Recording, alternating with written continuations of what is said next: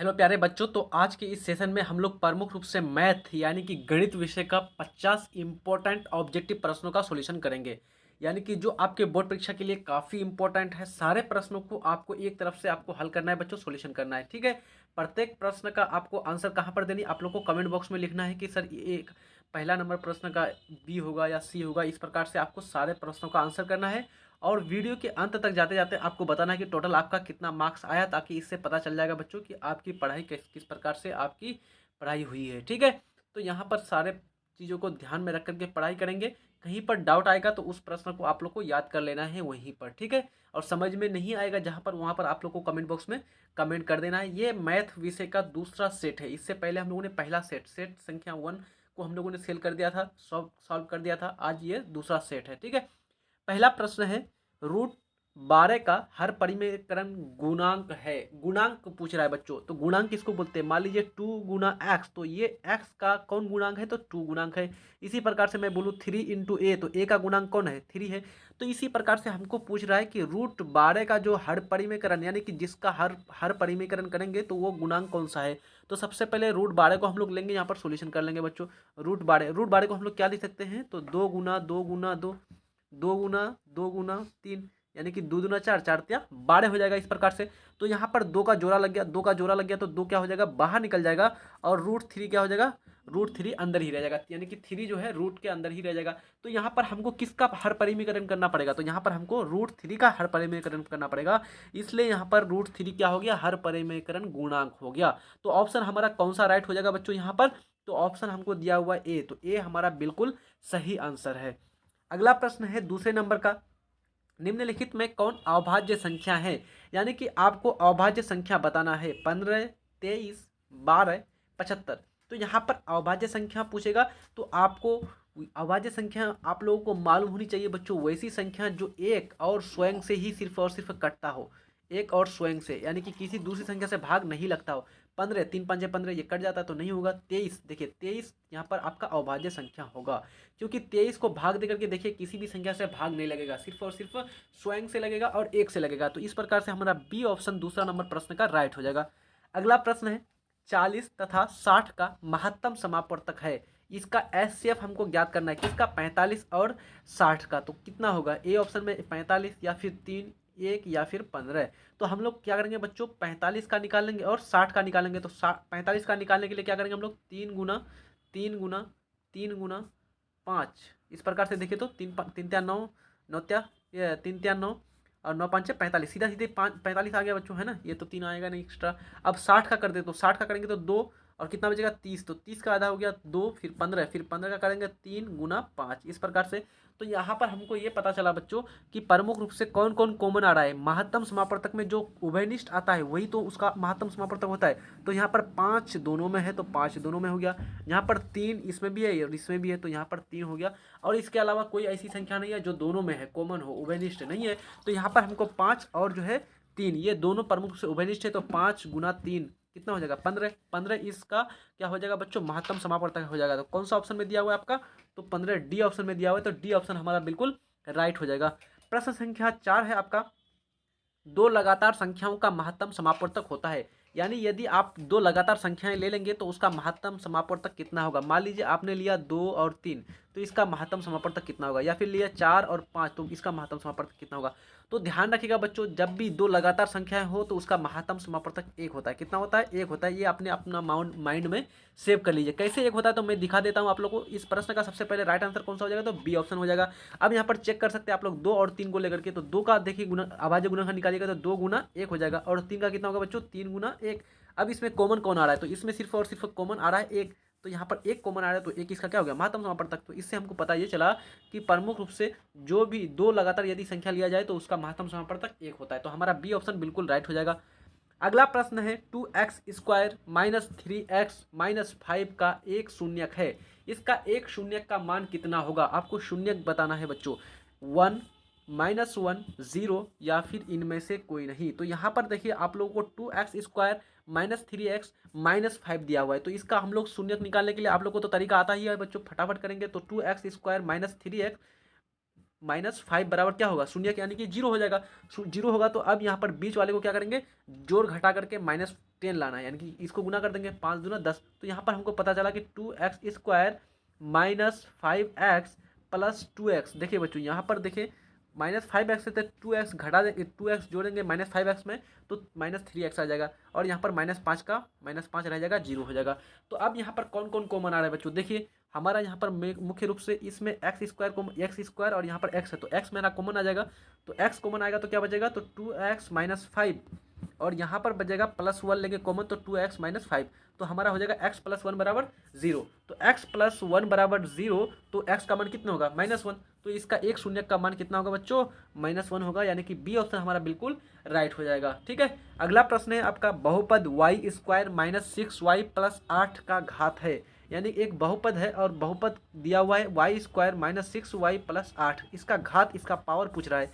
तो हम लोग जानते हैं बच्चों सबसे अधिक, यानी कि जो चर रहता है, जो चर मान, तो चर मान का सबसे अधिक वैल्यू जो पावर में होगा वही उसका घात कहलाएगा। तो यहाँ पर y का पावर कौन ज़्यादा है, तो यहाँ पर देखिए यहाँ पर 6y यानी कि y का पावर 1 है, और यहाँ पर है y² यानी कि y का पावर 2 है। तो यहाँ पर y का पावर 2 मतलब कि इसका y का घात कितना होगा, 2 हो जाएगा। तो ऑप्शन कौन सा सही हो जाएगा, ए ऑप्शन हमारा बिल्कुल राइट हो जाएगा। अगला प्रश्न है, त्रिघातीय बहुपद का सबसे व्यापक रूप है। आपको बताना है इसमें कौन जो है त्रिघाती बहुपद का सबसे व्यापक रूप है। तो यहाँ पर आपको मैं बता दूं बच्चों, जो रैखिक बहुपद होता है, तो रैखिक बहुपद का प्रमुख रूप से जो व्यापक रूप होता है वो होता है ax + b। क्या होता है बच्चों, ax + b। और अगर द्विघात पूछा जाए तो द्विघात का होता है ax² + bx + c, इसका व्यापक यानी कि स्टैंडर्ड फॉर्म होता है। उसी प्रकार से त्रिघात का क्या होगा, त्रिघाती बहुपद का होगा ax³ + bx² + cx + d। अब यहाँ पर कौन सा ऑप्शन आपको दिया हुआ है, तो ऑप्शन हमको सी ऑप्शन में दिया हुआ है ax³ + bx² + cx + d। तो हमारा सी ऑप्शन यहाँ पर बिल्कुल राइट हो जाएगा। अगला प्रश्न है, द्विघात बहुपद के शून्यकों की संख्या कितनी होती है। यानी कि जो द्विघात बहुपद होता है उसके कितने शून्यक होते हैं, 2, 3, 1 या फिर 4। तो आपको मालूम होगा बच्चों इसका नाम है द्विघात। द्विघात अगर नाम ही है द्विघात बहुपद तो कितना होगा, इसका घात 2 होगा और शून्यक भी 2 होगा। जितना घात होगा उतना उसके शून्यक होंगे। तो यहाँ पर 2 घात है तो इसलिए शून्यक कितना होगा, 2 शून्यक हो जाएगा। तो हमारा ऑप्शन कौन सा सही हो जाएगा, ए ऑप्शन हमारा बिल्कुल राइट हो जाएगा। अगला प्रश्न है 90 नंबर का, दो चर एक्स वाई में रैखिक समीकरण ax + by + c = 0 के कितने अधिकतम हल संभव है। यानी कि यहाँ पर दो चर में एक आपका रैखिक समीकरण है x और y, और यहाँ पर क्या है बच्चों, ax + by + c बराबर क्या है, 0। तो इसके कितने अधिकतम हल संभव होगा, 1 या फिर 2 या फिर अनगिनत या फिर इनमें से कोई नहीं। तो यहाँ पर राइट ऑप्शन क्या हो जाएगा बच्चों हमारा बिल्कुल, तो यहाँ पर हमारा राइट आंसर हो जाएगा कि अनेक, यहाँ पर अनगिनत हो जाएगा। तो सी ऑप्शन हमारा बिल्कुल सही हो जाएगा।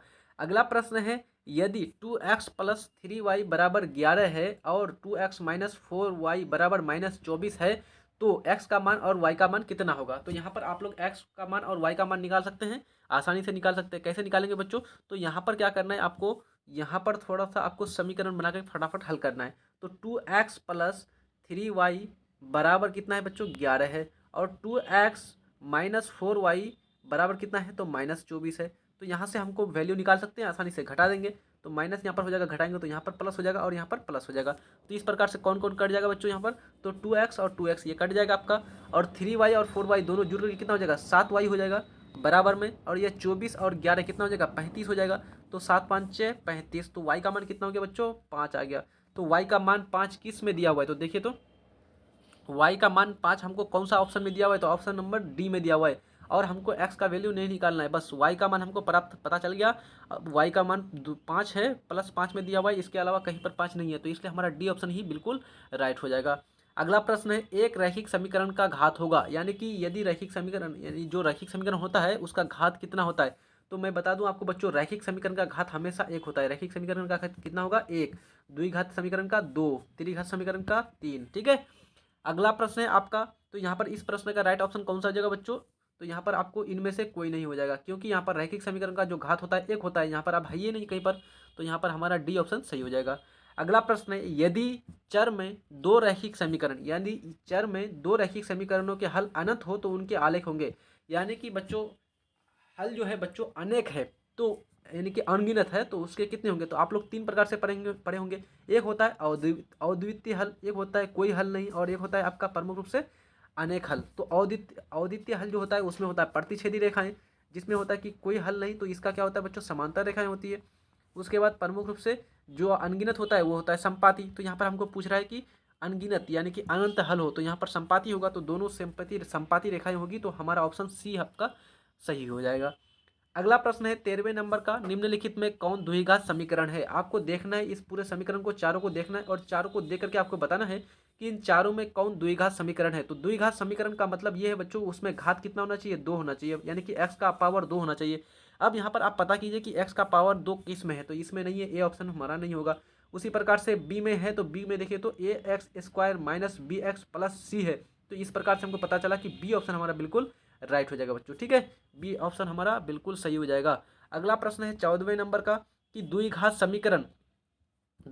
समीकरण x square plus 2x minus 3 बराबर 0 के मूलों का योग होगा, यानी कि शून्यकों का योग क्या होगा? -2 1/2 -1/2। तो यहाँ पर आपको समीकरण दिया हुआ है x square plus 2x minus 3 बराबर 0। तो हमको पूछ रहा है बच्चों शून्यकों का योग, यानी कि मूलों का योग। तो मूलों का योग यानी कि शून्यकों का योग क्या होता है? अल्फा प्लस बीटा बराबर -b/a, -b/a। तो -b/-b, बी का मान कितना है बच्चों? यहाँ पर देखिए तो इस इक्वेशन में बी का मान है 2, बी का मान कितना है 2, और ए का मान कितना है? तो एक्स के साथ कौन है? 1 है, तो ए का मान है 1। तो इस प्रकार से -b/a हो जाएगा, तो बी का मान हो गया 2, तो -2/1, तो 1 को बटे में दीजिए या नहीं दीजिए, बराबर है, तो यहाँ पर -2 इसका ऑप्शन सही हो जाएगा। तो -2 किस ऑप्शन में दिया हुआ है? तो ए ऑप्शन में दिया हुआ है, तो ए ऑप्शन हमारा बिल्कुल राइट हो जाएगा।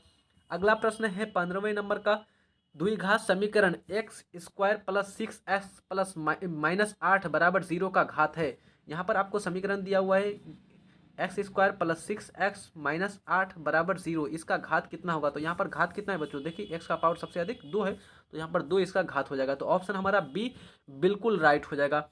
सारे चैप्टर से यहाँ पर आपको प्रश्न मिलेगा बच्चों। आप लोगों से मैं रिक्वेस्ट करूंगा वीडियो को लास्ट तक देखना है, इसमें आप लोगों का त्रिगोनोमेट्री को भी सॉल्यूशन करेंगे, त्रिभुज, प्रायिकता, बहुलक, माध्य, माध्यक, हर चैप्टर से यहाँ पर प्रश्न आपको लिया गया है। इंपॉर्टेंट 50 यानी कि पूरा का पूरा 50 प्रश्न आपको यहाँ पर मिलने वाला है, ठीक है। तो वीडियो को लास्ट तक देखना है। चैनल में न्यू है तो सब्सक्राइब कर दीजिए, अपने दोस्त यार को एक बार शेयर भी कर दीजिए। वीडियो तो अच्छे लग रहे तो लाइक करना नहीं भूलिएगा।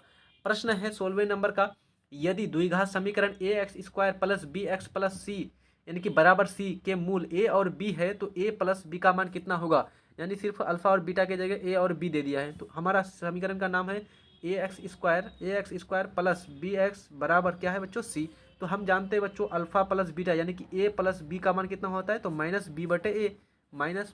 तो बी का मान यहाँ पर कितना होगा? तो यहाँ पर बी है और ए का मान ए है, तो -b/a ऑलरेडी है हमारा दिया हुआ है, इक्वेशन स्टैंडर्ड फॉर्म में है, इसलिए हमारा ऑप्शन कौन सा राइट हो जाएगा? -b/a, ए ऑप्शन हमारा बिल्कुल सही हो जाएगा। अगला प्रश्न है 17वें नंबर का, जब एपी के प्रथम पद 2 तथा सार्वअंतर 3 हो तो एपी के 3 पद होंगे। यानी कि कोई एपी है और उसका पहला पद यानी कि ए1 का वैल्यू कितना है बच्चों? 2 है, और डी का मान सार्वअंतर का मान 3 है। तो हमको पूछ रहा है कि एपी का 3 पद लगातार स्टार्टिंग से 3 पद कितना होगा? तो हम निकाल सकते हैं आसानी से। हम लोग जानते हैं बच्चों ए1 बराबर 2 दिया हुआ है, तो इसके बाद हमको ए2 प्राप्त करना है, तो ए2 के लिए क्या करेंगे? ए प्लस 2d, ए प्लस डी पहले हो जाता है, ए प्लस डी। तो हमको पहला पद हो गया 2, है ना, ए1 बराबर 2। ए2 निकालेंगे, तो ए2 निकालने के लिए क्या करेंगे बच्चों? 2 प्लस डी, तो 2 प्लस डी का मान कितना है? सार्वअंतर का मान 3, तो 2 प्लस 3 कितना होता है? 5 होता है। उसी प्रकार से तीसरा पद हो जाएगा ए3 बराबर ए प्लस 2डी या फिर ए2 प्लस डी, है ना, हर तरफ से निकाल सकते हैं आप। तो ए का मान है 2 और 2 इंटू 3, तो कितना हो जाएगा? 3 दूना 6 2 8। तो इस प्रकार से हमको पहला पद प्राप्त हो गया 2, दूसरा पद प्राप्त हो गया 5 और तीसरा पद 8। तो 2 5 8, 2 5 8 कौन सा ऑप्शन में दिया हुआ है? तो 2 5 8 हमारा प्रमुख रूप से बी ऑप्शन में दिया है, तो बी ऑप्शन हमारा बिल्कुल राइट हो जाएगा। प्रश्न संख्या 18 है, समांतर श्रेणी यानी कि एपी 5 8 11 14 डॉट डॉट डॉट का 12वां पद होगा। आपको कौन सा पद निकालने बोल रहा है? 12वां पद निकालने बोल रहा है। तो 12वां पद कितना होगा बच्चों इस एपी का? 35 होगा, 38 होगा, 41 होगा, या फिर प्रमुख रूप से 238 होगा। तो यहाँ पर हम लोग निकाल करके देख लेते हैं। तो पहला पद कितना है बच्चों? तो पहला पद है 5, और डी का मान कितना होगा, तो डी का मान होता है A2 माइनस A1, तो A2 की जगह है 8 और A1 की जगह है 5, तो 8 से 5 चला गया 3, तो डी का मान आ गया हमको 3, यानी सार्वअंतर 3 हो गया, पहला पद 5 हो गया। तो हमको A12 निकालना है, यानी कि 12वां पद निकालना है। तो 12वां पद निकालने के लिए कौन सा फॉर्मूला लगाएंगे, A plus N minus one into D, ये तो फॉर्मूला आप लोग को मालूम होगा, A plus N minus one into D. A के जगह कितना होगा 5 प्लस एन के जगह 12वां पद है तो 12 माइनस वन इंटू डी के जगह कौन होगा 3। तो इस प्रकार से कितना होगा बच्चों, आप लोग सॉल्यूशन करेंगे तो 5 प्लस 12 से 1 चला गया 11, 11 त्या 33, 33 और 5 कितना हो जाएगा 38 हो जाएगा। तो 38 कौन सा ऑप्शन में दिया हुआ है हमारा, तो 38 हमारा ऑप्शन बी में दिया हुआ है, तो बी हमारा बिल्कुल राइट हो जाएगा।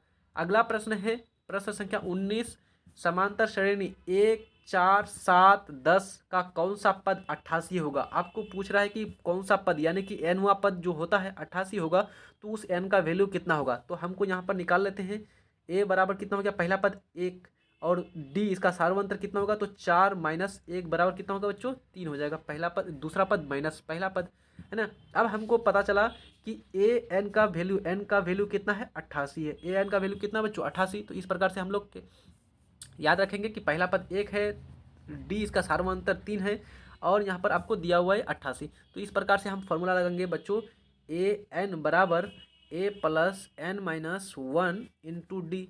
अब यहाँ पर ए के जगह कितना है बच्चों 1, 1 प्लस एन का मान है, एन का मान नहीं मालूम हमको निकालना है, माइनस 1, डी का मान कितना निकाले तो डी का मान 3 था, है ना। अब ए एन का वैल्यू कितना हुआ है, तो ए एन का वैल्यू 88 है ना। अब यहाँ पर 88 क्या करेंगे बच्चों, 88 से 1 घट जाएगा तो 87 हो जाएगा, इस प्रकार ये एक इस पर चल जाएगा तो, है ना। तो 88 से 1 चला जाएगा 27, तो n minus one into three बराबर 87, है ना, 87 हो जाएगा। तो अब यहाँ पर 3 से ये 87 काटेगा तो कितना हो जाएगा, तो 3 दूना 6, 3 दूना 6 और यहाँ पर कितना बचेगा 3 नंग 27, यानी कि 29 हो जाएगा, है ना 29। और यहाँ पर ये n माइनस वन है तो ये 1 उस पार जाएगा तो प्लस हो जाएगा, तो 29 प्लस 1 कितना हो जाएगा बच्चों 30 हो जाएगा। तो 30 हमारा कौन सा ऑप्शन में दिया हुआ है, तो 30 हमारा सी ऑप्शन में दिया हुआ है, तो सी हमारा ऑप्शन बिल्कुल राइट हो जाएगा। प्रश्न संख्या 20 है, समांतर श्रेणी 14 9 माइनस 1 माइनस 6 का एनवा पद होगा। एनवा पद का मान निकालने के लिए बोल रहा है, तो एनवा पद निकालने के लिए क्या करेंगे बच्चों, ए एन बराबर A plus N minus one into D. A plus A का मान कितना है बच्चों 14 प्लस एन माइनस, तो N minus one into D. D का मान कितना होगा, तो डी का मान निकाल लीजिए, डी का मान कितना होगा बच्चों, तो A2 माइनस A1 कर दीजिए, तो A2 का मान है 9 और A1 का मान है 14, तो 9 से 14 चलेगा यानी कि -5 हो जाएगा। तो यहाँ पर आप लोग कर देंगे -5 गुना में, ठीक है।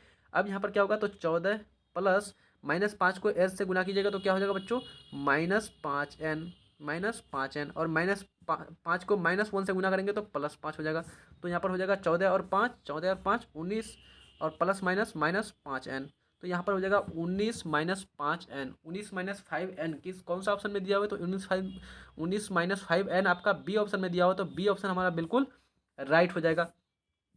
प्रश्न संख्या 21 है, थोड़ा सा लेंदी प्रश्न है बच्चों, कोई दिक्कत नहीं है, फास्ट करेंगे तो थोड़ा आप लोगों का फटाफट बन जाएगा। एक सरल रेखा को खींचने में के बिंदु आवश्यक है, तो के का मान होगा, यानी कि एक सरल रेखा खींचेंगे आप तो उसमें के बिंदु की जरूरत पड़ती है। तो के का मान यानी कि कितने बिंदु जरूरी है, कितने बिंदु आवश्यक है एक रेखा को खींचने के लिए, 4 3 2 1। तो प्रमुख रूप से बच्चों आपको यदि रेखा खींचना है तो एक बिंदु इधर चाहिए और एक बिंदु इधर चाहिए और दोनों को मिला दीजिए, सीधा एक रेखा बन गया इस प्रकार से। तो हमको कितने बिंदु की जरूरत पड़ती है, तो 2 बिंदु की जरूरत पड़ती है, तो हमारा सी ऑप्शन बिल्कुल राइट हो जाएगा। अगला प्रश्न है 22वें नंबर का, किसका ये कथन है कि दो समान कोणिक त्रिभुजों में उसकी संगत भुजाओं का अनुपात सदैव समान रहता है। यानी कि किस वैज्ञानिक, कौन सा मैथमेटिशियन, कौन जो गणितज्ञ था जिन्होंने कहा था कि दो समान कोणिक त्रिभुजों में उसकी संगत भुजाओं का अनुपात हमेशा समान रहता है। न्यूटन साहब ने, थेल्स साहब ने, पाइथागोरस साहब ने या फिर आर्यभट्ट ने। तो ये कहा था, ये जो कथन है बच्चों प्रमुख रूप से थेल्स साहब ने दिया था, तो बी ऑप्शन हमारा बिल्कुल राइट हो जाएगा। प्रश्न संख्या 23 है आपका, किसी त्रिभुज के तीनों शीर्षों के लंब के कटान बिंदु को कहा जाता है। यानी कि कोई त्रिभुज है, मान लो ये त्रिभुज है आपका, त्रिभुज ABC कुछ भी बोल दीजिए इसको। इस त्रिभुज के तीनों शीर्ष किसको बोलते हैं बच्चों, ये वाला, ये हो गया आपका एक शीर्ष, है ना, और एक हो गया ये आपका, एक हो गया इसका सीधा सीधा कटान बिंदु लेंगे शीर्ष लंब ऐसे। तो यहाँ पर हो गया एक, इसका ये हो गया और इसका ये। तो ये जो बिंदु है इस बिंदु को क्या बोलेंगे, इस बिंदु को क्या कहते हैं, अंतः केंद्र, बाह्य केंद्र, मध्य केंद्र या फिर लंब केंद्र। तो इसको बोलते हैं बच्चों लंब केंद्र, है ना। यहाँ पर क्या है, तीनों उसके लंब यानी कि शीर्ष लंब है, तो शीर्ष लंब है तो लंब केंद्र इसका नाम पड़ जाता है। ठीक है, तो यहाँ पर ऑप्शन आपका कौन सा हो जाएगा, डी ऑप्शन बिल्कुल राइट हो जाएगा। प्रश्न संख्या 24 है, अर्धवृत्त का कोण होता है, यानी कि जो अर्धवृत्त होता है इसका कोण कितना होगा अर्धवृत्त का। ठीक है, ये मान लीजिए वृत्त हो गया, तो इस आधा वाला वृत्त का जो कोण होता है एंगल, वो कितना डिग्री होता है, तो आपको याद रखना है अर्धवृत्त का कोण 90 डिग्री होता है बच्चों। कितना डिग्री होता है, 90 डिग्री। तो कौन सा ऑप्शन सही हो जाएगा, बी ऑप्शन हमारा बिल्कुल राइट हो जाएगा। प्रश्न संख्या 25 है, यदि दो त्रिभुज समान कोणिक हो तो वे होंगे, यानी कि दो त्रिभुज है और दोनों त्रिभुजों के कोण क्या है बच्चों, बिल्कुल दोनों समान है, तो क्या होंगे वो, बराबर होंगे, बराबर नहीं होंगे, समरूप होंगे और समरूप होंगे। तो यदि दोनों त्रिभुजों के समान कोणिक हो बच्चों दोनों त्रिभुज, तो वो समरूप होंगे, तो सी ऑप्शन हमारा बिल्कुल राइट हो जाएगा। प्रश्न संख्या 26 है, दो समरूप त्रिभुजों के क्षेत्रफल का अनुपात 16:9 है, तो उनके संगत भुजाओं का अनुपात होगा, यानी कि दो त्रिभुज हैं, मान लीजिए ये त्रिभुज एक और ये आपका एक त्रिभुज है, दोनों त्रिभुजों के क्षेत्रफल का अनुपात कितना है बच्चों, तो 16:9 है, यानी कि इसका 16 है तो इसका 9, इस प्रकार से अनुपात में है।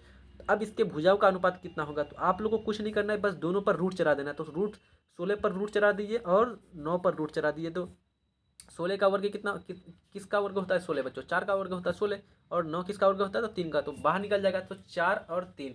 तो इस प्रकार से हमारा कितना हो जाएगा, 4:3 हो जाएगा भुजाओं का अनुपात। भुजाओं का अनुपात करने के लिए कुछ नहीं करना पड़ता है, बस आप लोगों को क्या करना है बच्चों, तो 16:9 था ना, तो यहाँ पर आपको 16 कर देना है, √16 और √9, इस प्रकार से 4:3 हो जाएगा, तो हमारा ये राइट ऑप्शन हो जाएगा। ठीक है, जब भी इस प्रकार का प्रश्न रहेगा तो आपको ऐसा ही करना है। तो यहाँ पर ऑप्शन कौन सा सही है आपका, 4:3 हमारा सी ऑप्शन में दिया हुआ है, तो सी ऑप्शन हमारा बिल्कुल राइट हो जाएगा। प्रश्न संख्या 27 है, किसी त्रिभुज ए बी सी में कोई एक त्रिभुज है बच्चों, त्रिभुज, और इसका नाम है ए बी सी में कोण ए का मान कितना है, 90 डिग्री है, यानी कि ये वाला जो कोण है बच्चों 90 डिग्री है, इस प्रकार से है, मतलब आप लोग समझिए ये है 90 डिग्री, 90 डिग्री है, और बी सी का मान 13 सेंटीमीटर है और ए बी का मान 12 सेंटीमीटर है, तो ए सी का मान कितना होगा, ए सी का मान आपको पूछ रहा है। तो हम लोग जानते हैं बच्चों, जब 90 डिग्री होता है, 90 डिग्री होता है तो वो हो गया आपका समकोण त्रिभुज, और समकोण त्रिभुज में एक हो गया आपका 13 सेंटीमीटर और एक हो गया आपका कितना सेंटीमीटर, 12 सेंटीमीटर बच्चों। तो हमको इस प्रकार से निकालते हैं, मान लीजिए ये आपका त्रिभुज है, इस प्रकार से त्रिभुज ए बी सी में प्रमुख रूप से कोण ए का मान कितना हो गया 90 डिग्री। अब ए बी सी किसी भी तरह से कर दीजिए आप लोग, ए बी सी हो गया ए, इस प्रकार से आपको बी सी का मान दिया हुआ है, बी सी का मान 13 सेंटीमीटर दिया हुआ है, और आपको ए बी का मान दिया हुआ है 12 सेंटीमीटर। तो हमको ए सी निकालना है, तो ए सी निकालने के लिए क्या करेंगे, तो आधार हो गया ए सी, आधार, तो आधार बराबर क्या होता है बच्चों, √अंडर कर्ण का स्क्वायर माइनस लंब का स्क्वायर। तो इस प्रकार से हम लोग करेंगे, जो ए सी का जो मान होगा, ए सी का मान होगा √अंडर 13 का स्क्वायर माइनस 12 का स्क्वायर, 12 का स्क्वायर, ये तो फॉर्मूला आप लोग पढ़े होंगे, कर्ण स्क्वायर बराबर आधार स्क्वायर जोड़ लंबी स्क्वायर का रूट है ना, इस प्रकार से। तो यहाँ पर आपका 13 स्क्वायर कितना होगा 169 माइनस 12 का स्क्वायर 144, यानी कि वर्ग। तो यहाँ पर 169 से 144 चला जाएगा बच्चों, तो कितना बचेगा √25, √25 किसका वर्ग होता है बच्चों, 25, 5 का वर्ग होता है, तो 5 यहाँ पर बाहर निकल जाएगा। तो 5 सेंटीमीटर कौन सा ऑप्शन में दिया हुआ है, सी ऑप्शन में दिया हुआ है, तो सी ऑप्शन हमारा बिल्कुल राइट हो जाएगा।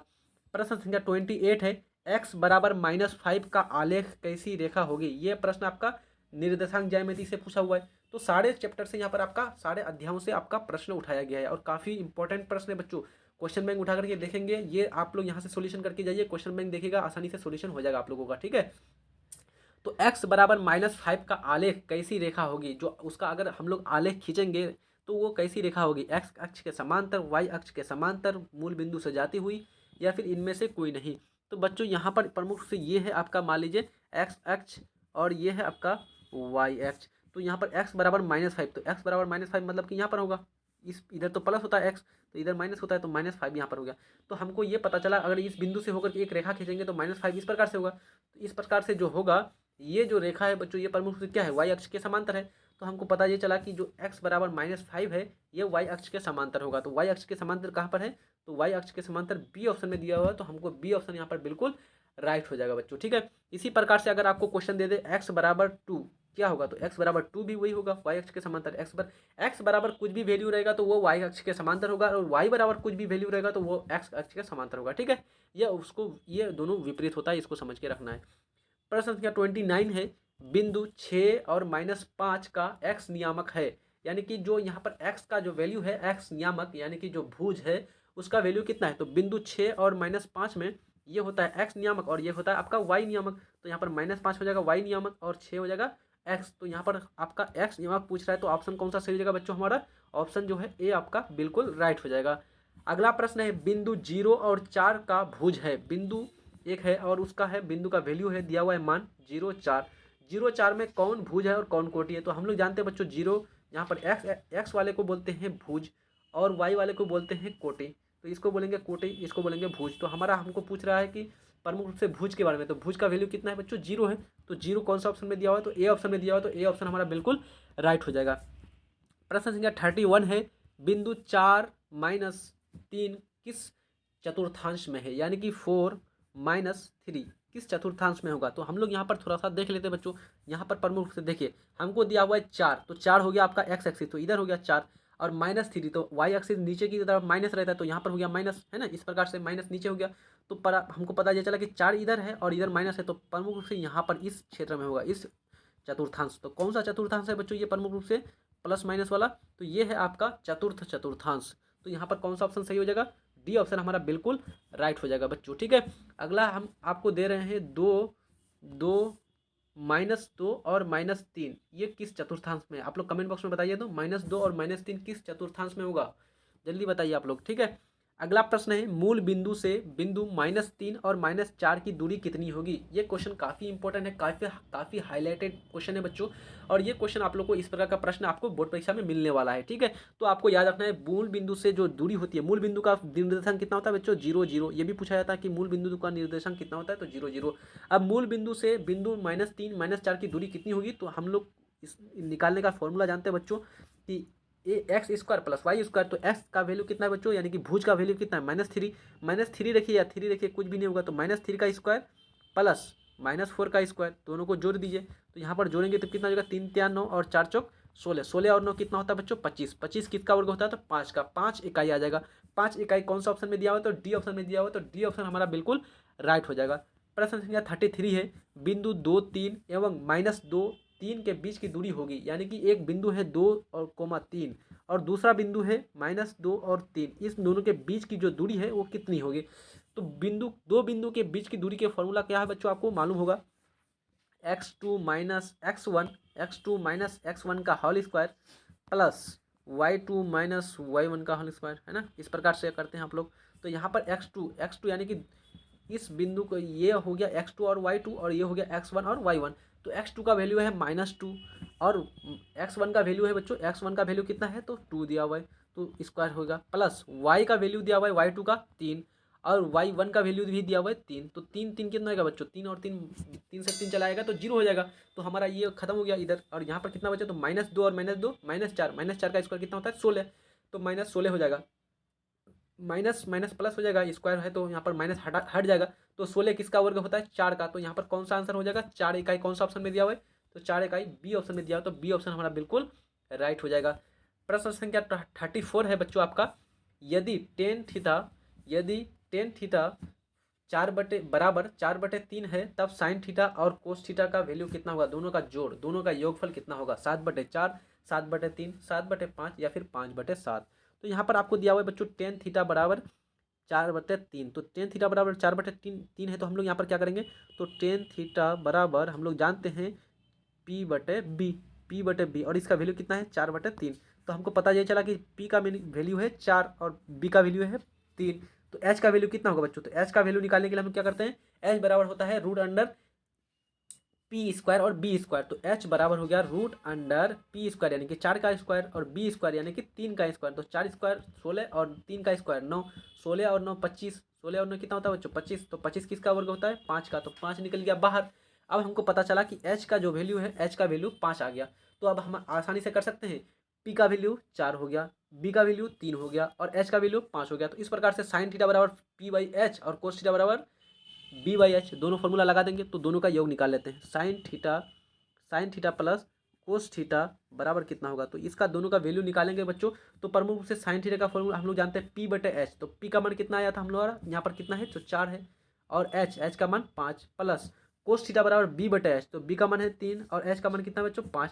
तो इन दोनों का एलसीएम लीजिएगा तो 5 रह जाएगा नीचे और ऊपर में दोनों जुड़ जाएगा, तो 4 और 3 7, 7/5 कौन सा ऑप्शन में दिया हुआ है, तो 7 और 7/5 आपका ऑप्शन दिया हुआ है सी में, तो सी ऑप्शन हमारा बिल्कुल राइट हो जाएगा बच्चों। ठीक है, अगला प्रश्न है आपका, यदि 4 tan थीटा बराबर 4 हो तो थीटा यानी कि कोण का मान कितना होगा, तो 4 tan थीटा बराबर 4, तो हमारा थीटा का वैल्यू कितना होगा, थीटा का वैल्यू पूछ रहा है आपको, 0 डिग्री, 30 डिग्री, 45 डिग्री, 60 डिग्री, तो 4 यहाँ पर कैंसिल हो जाएगा, तो 4 एकम 4 यानी कि 4 एकम 4 1 बच जाएगा, तो tan थीटा बराबर हो गया 1, तो एक टेन कितना कितना डिग्री का मान 1 होता है बच्चों, तो 10 आपका 45 डिग्री का मान 1 होता है, तो यहाँ पर थीटा का वैल्यू कितना हो जाएगा 45 डिग्री, तो यहाँ पर सी ऑप्शन हमारा बिल्कुल राइट हो जाएगा। ये काफ़ी इंपॉर्टेंट प्रश्न है बच्चों, इस प्रकार के प्रश्न आपको काफ़ी पूछे जाते हैं बोर्ड परीक्षा में आपको ट्रिगोनोमेट्री से। ठीक है, अगला प्रश्न है 36 नंबर का, निम्नलिखित में से कौन कोसेक थीटा के बराबर है, यानी कि कोसेक थीटा के बराबर कौन होता है, आपको मालूम होना चाहिए। कोसेक थीटा जो होता है 1/sin थीटा के बराबर होता है,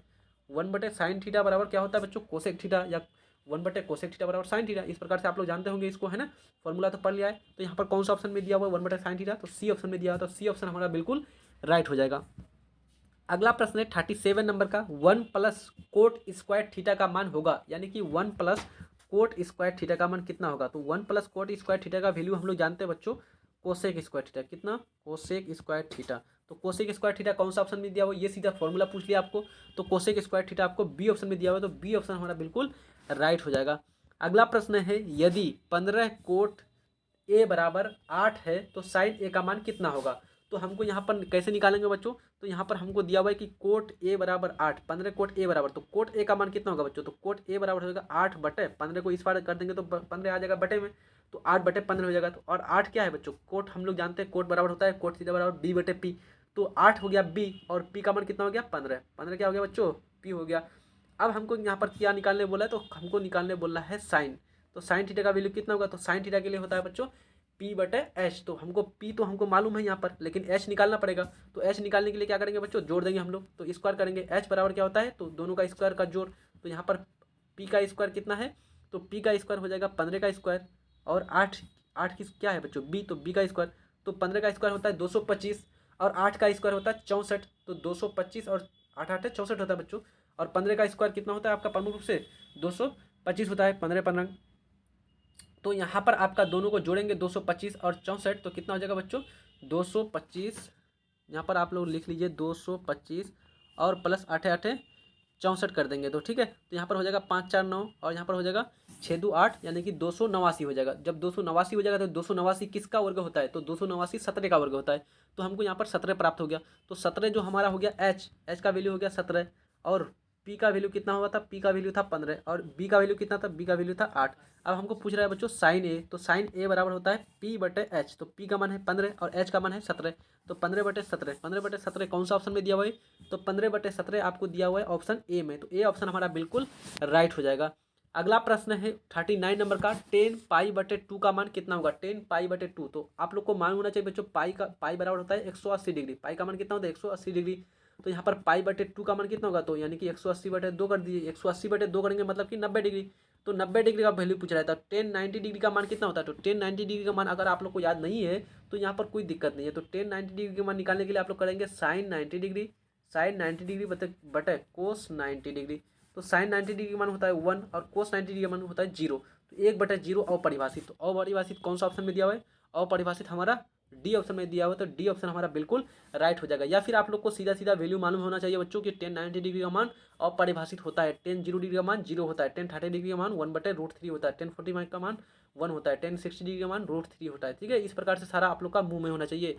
अगला प्रश्न है 1 - cos square theta plus 1 plus गुना 1 प्लस कोट स्क्वायर थीटा, यानी कि 1 - कोस स्क्वायर थीटा गुना 1 प्लस कोट स्क्वायर थीटा, इनका वैल्यू कितना होगा, तो हम लोग जानते हैं बच्चों 1 - कोस स्क्वायर थीटा बराबर होता है साइन स्क्वायर थीटा गुना 1 प्लस कोट स्क्वायर थीटा बराबर क्या होता है बच्चों, cosec square theta, cosec square theta, और हम लोग जानते हैं साइन स्क्वायर थीटा क्या होता है 1/कोसेक स्क्वायर थीटा के बराबर होता है, तो साइन थीटा की जगह आप क्या लिख लेंगे, साइन थीटा की जगह आप लिख देंगे 1/कोसेक स्क्वायर थीटा, और cosec square theta cosec square theta cancel हो जाएगा, तो हमारा वैल्यू कितना हो जाएगा 1 हमारा डी ऑप्शन में दिया हो, तो डी ऑप्शन हमारा बिल्कुल राइट हो जाएगा। अगला प्रश्न है एक खंभे की लंबाई और उसकी छाया का अनुपात √3:1 है, तो सूर्य का उन्नयन कोण कितना होगा, यानी कि एक खंभा है और उसकी ऊंचाई और उसका जो छाया बनता है, मान लीजिए ये अब इस एक खंबा है और इस खंबे का छाया बन रहा है इधर, तो इस खंबे की छाया प्रमुख रूप से इसकी मान लीजिए लंबाई दिया हुआ है इसका √3 और इसका दिया हुआ है बच्चों 1, तो इन दोनों की अनुपात दिया हुआ है तो √3:1। अब इसका जो प्रमुख रूप से उन्नयन कोण होगा बच्चों, सूर्य का जो उन्नयन कोण बनेगा कितना डिग्री होगा, तो सूर्य का उन्नयन कोण निकालने के लिए हम लोग क्या जानते हैं, प्रमुख रूप से यहाँ पर कर देंगे टेन थीटा बराबर √3/1 हो जाएगा। क्या हो जाएगा बच्चों, √3/1। तो यहाँ पर √3/1 तो √3 हो जाएगा, तो टेन कितना डिग्री का मान √3 होता है, तो टेन 60 डिग्री। तो यहाँ पर सूर्य का उन्नयन कोण कितना डिग्री हो जाएगा, 60 डिग्री यानी कि 60 डिग्री हो जाएगा। तो सी ऑप्शन हमारा बिल्कुल राइट हो जाएगा। प्रश्न संख्या, यहाँ से एक प्रश्न आपको 100% आएगा बच्चों, इस प्रकार का प्रश्न आपको मिलने वाला है। ठीक है, अगला प्रश्न है, एक 6 मीटर ऊंचे खंबे की छाया पृथ्वी पर 2√3 है तो सूर्य का उन्नयन कोण है, यानी कि एक 6 मीटर ऊंचा एक खंबा है, एक 6 मीटर खंबा है ऊंचा और इसका जो छाया पृथ्वी पर बन रहा है कितना मीटर, तो लगभग 2√3। तो अब यहाँ पर इसका जो सूर्य है इसका उन्नयन कोण कितना होगा, तो फिर वही फॉर्मूला लगा देंगे, फॉर्मूला लगाएंगे टेन थीटा बराबर जो खंबे की लंबाई है बच्चों, ऊंचाई वो है 6 मीटर और यहाँ पर इसकी छाया की ऊंचाई जो है टू रूट 3 मीटर। तो इस प्रकार से हम काट देंगे बच्चों, √2×6 और √3 से यहाँ पर √3 कैंसिल हो जाएगा, तो हमारा ऊपर हो जाएगा √3। तो फिर हमारा ऑप्शन कितना हो जाएगा, तो हमारा ऑप्शन ए हो जाएगा बच्चों, क्योंकि टेन कितना डिग्री का मान √3 होता है, तो टेन 60 डिग्री, तो टेन 60 डिग्री ए ऑप्शन में दिया होता है, ए ऑप्शन हमारा बिल्कुल राइट हो जाएगा। समझ में आया, नहीं समझ में आया तो कमेंट बॉक्स में कमेंट कीजिए बच्चों, दोबारा समझाएंगे अगला वीडियो में। ठीक है, किसी वृत्त पर कितनी स्पर्श रेखाएं खींची जा सकती है, यानी कि कोई एक वृत्त है और उस वृत्त पर कितनी स्पर्श रेखाएं खींची जा सकती है, तो आप लोग को मालूम होना चाहिए। मान लीजिए ये आपका एक वृत्त है, तो इस पर कितनी आप इस स्पर्श रेखा खींच सकते हैं, एक इधर से खींच सकते हैं, एक इधर से खींच सकते हैं, एक इधर से खींच सकते हैं, एक इधर से खींच सकते हैं, एक इधर से खींच सकते हैं, एक इधर से खींच सकते हैं, अनंत आप स्पर्श रेखाएं खींच सकते हैं बच्चों। तो यहाँ पर कौन सा ऑप्शन सही हो जाएगा, हमारा बी ऑप्शन सही हो जाएगा। लेकिन अगर आपको पूछ ले कि एक वृत्त पर एक निश्चित बिंदु से कितनी स्पर्श रेखाएं खींच सकते हैं, यानी कि एक फिक्स बिंदु यहाँ पर है ए, अब इस बिंदु से हम एक वृत्त पर कितनी रेखाएं खींच सकते हैं, तो इस एक बिंदु से किसी वृत्त पर 2 ही रेखाएं खींच सकते हैं, स्पर्श रेखाएं, एक यहाँ से एक इस प्रकार से। ठीक है बच्चों, 2 के अलावा और कोई भी स्पर्श रेखा आप नहीं खींच सकते। तो यहाँ पर 2 तरह का प्रश्न बनता है, सीधा सीधा अगर खाली देगा कि कोई वृत्त पर कितनी स्पर्श रेखाएं तो अनंत, और अगर एक बिंदु से कितना तो 2। ठीक है, तो यहाँ पर इस प्रश्न के अनुसार हमारा ऑप्शन कौन सा हो जाएगा, बी ऑप्शन हो जाएगा।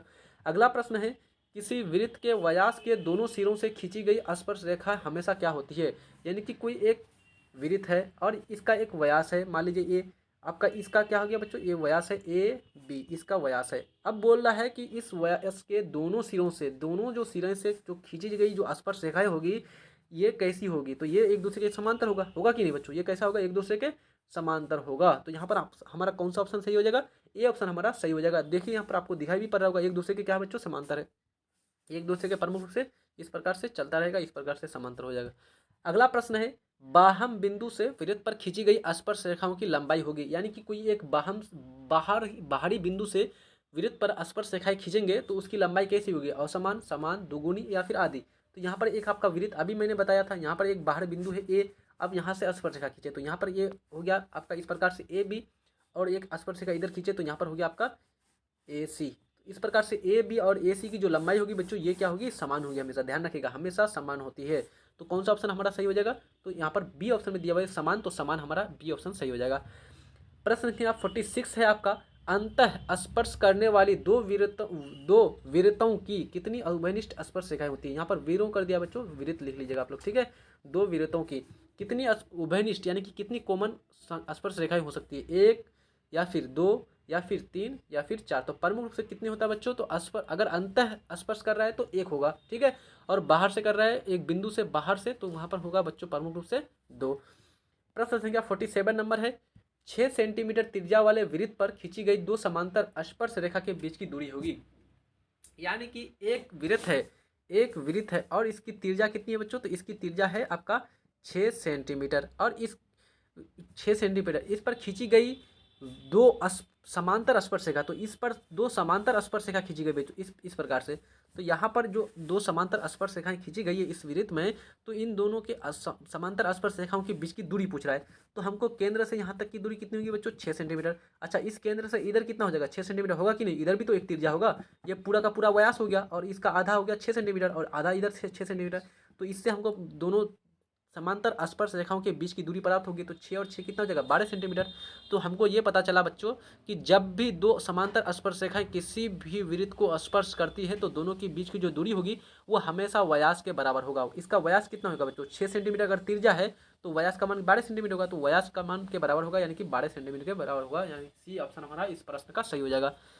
प्रश्न संख्या 48 है, यदि एक वृत्त की परिधि 132 सेंटीमीटर है तो इसकी त्रिज्या क्या होगी। यानी कि एक वृत्त है और उसकी परिधि दिया हुआ है, परिधि 132 सेंटीमीटर दिया हुआ है, तो इसका हमको त्रिज्या निकालने बोल रहा है। तो हम लोग वृत्त की परिधि बराबर होता है बच्चों 2πr, 2πr का मान कितना दिया हुआ है 132। अब हमको इसका क्या मांग रहा है, प्रमुख रूप से इस वृत्त की हमको पूछ रहा है त्रिज्या कितनी होगी। तो त्रिज्या निकालने के लिए क्या करेंगे बच्चों, तो 2 से 2 पहले इसको काट दीजिए, तो 2 6 12 और एक यहाँ पर हो जाएगा 2 6 12। तो इस प्रकार से पाई का मान हम लोग यहाँ पर रख देंगे। तो पाई का मान होता है 22/7। क्या होता है बच्चों 22/7 गुना आर बराबर इधर कितना हो गया 66। तो अब यहाँ से 22 या 66 3 कट गया, तो आर यहाँ पर ये 7 इस 3 के साथ गुना हो जाएगा, तो क्या हो जाएगा 7 या 21। तो आर का मान कितना होगा 21 होगा, 21 सेंटीमीटर। डी ऑप्शन में दिया हुआ है, तो डी ऑप्शन हमारा बिल्कुल राइट हो जाएगा।